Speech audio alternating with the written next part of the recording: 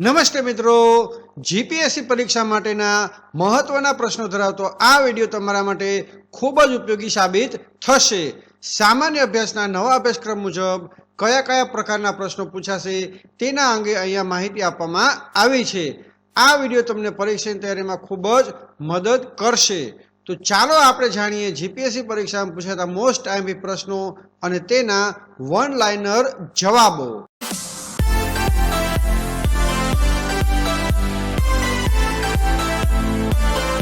પ્રશ્ન નંબર 1, સોલંકી વંશની સ્થાપના કોણે કરી હતી? તો મૂળ રાજ સોલંકી હતા, તેમણે સ્થાપના કરી હતી. નંબર 2, સિદ્ધરાજ જયસિંહ કોના વંશના શાસક હતા?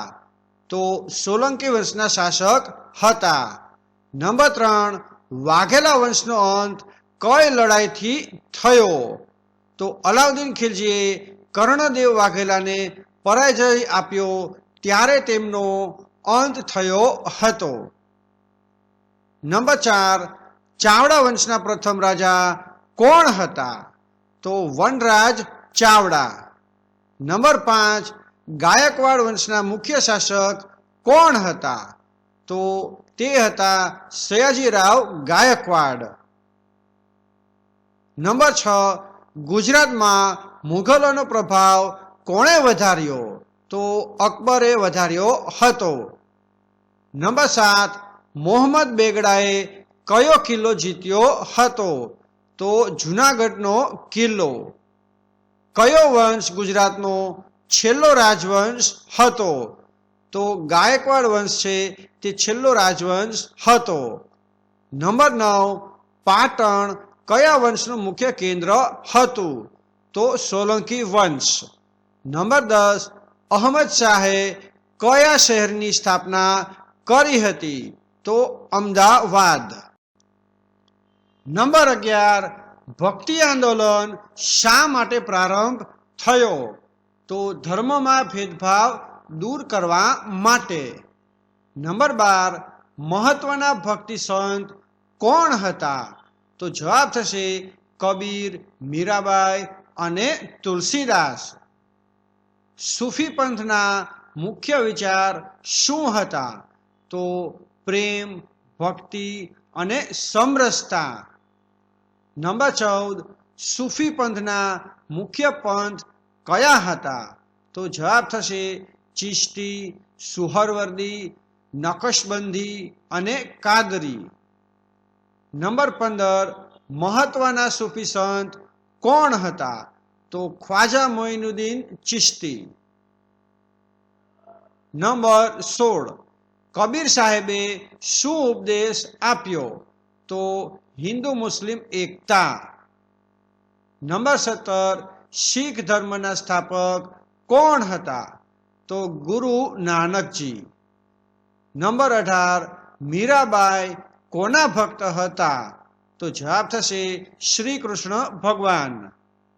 નંબર 19, સૂફી વિચારધારા શેના પર આધારિત છે? તો પ્રેમ અને ભક્તિ પર. નંબર 20, ભક્તિ આંદોલન કયા યુગમાં થયું? તો મધ્યકાલીન યુગ. નંબર 21, ભારત અને મધ્ય એશિયાનો પ્રાચીન વેપાર માર્ગ કયો હતો?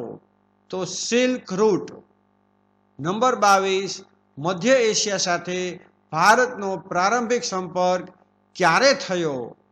તો સિંધુ સંસ્કૃતિ સમયગાળા દરમિયાન થયો હતો. નંબર 23, કયું સામ્રાજ્ય મધ્ય એશિયા સાથે ગાઢ રીતે જોડાયું હતું? તો કુષાણ સામ્રાજ્ય. નંબર 24, મૌર્ય સમ્રાટ અશોકનો મધ્ય એશિયા પર શું પ્રભાવ હતો? તો બૌદ્ધ ધર્મ પ્રસાર. નંબર 25, કઈ યુનિવર્સિટીઓ મધ્ય એશિયા માટે અભ્યાસના કેન્દ્ર હતા? તો જવાબ થશે તક્ષશિલા અને નાલંદા. નંબર 26, ભારતમાં કોનો રાજકીય પ્રભાવ મધ્ય એશિયાથી આવ્યો? તો તુર્ક અને મંગોલો. નંબર 27, ગુપ્ત વંશ દરમિયાન ભારત મધ્ય એશિયાના સંબંધો કેવા હતા? તો સંબંધો શાંતિપૂર્ણ વેપાર અને સાંસ્કૃતિક અદલાબદલીના હતા. નંબર 28, બાબરે ક્યાંથી ભારત પર આક્રમણ કર્યું હતું? તો ફારસ અને સમરકંદ તરફથી આક્રમણ કર્યું હતું. નંબર 29, મુઘલો અને મધ્ય એશિયાના શાસકો વચ્ચે શું સંબંધ હતો? તો કુટુંબ અને રાજકીય જોડાણ. નંબર 30, મધ્ય એશિયા કયા ધર્મ માટે મહત્વનું કેન્દ્ર હતું? તો જવાબ થશે બૌદ્ધ ધર્મ. નંબર 31, ભારતમાં પહોંચનાર પ્રથમ યુરોપિયન કોણ હતો? તો તે હતા Vasco da gamma. Number 32, East India company ક્યારે સ્થપાઈ? તો 31 ડિસેમ્બર 1600 દરમિયાન તેની સ્થાપના થઈ હતી.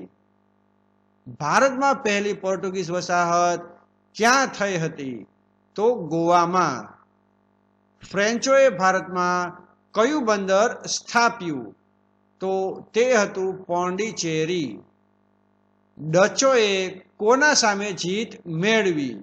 તો તે હતા પોર્ટુગીઝ. નંબર 36, પ્લાસી યુદ્ધ કોણે જીત્યું? તો તે હતા બ્રિટિશનરો.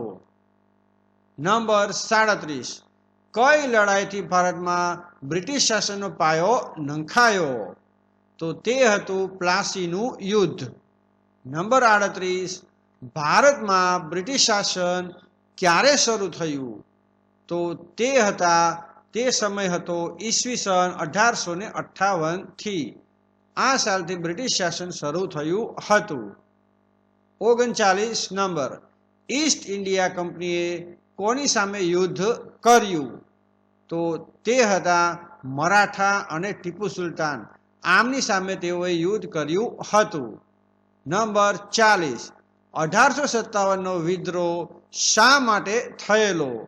તો બ્રિટિશ શાસન સામે અસંતોષ આ કારણ હતું. નંબર 41, હિન્દ સ્વરાજ ગ્રંથ કોણે લખ્યો હતો?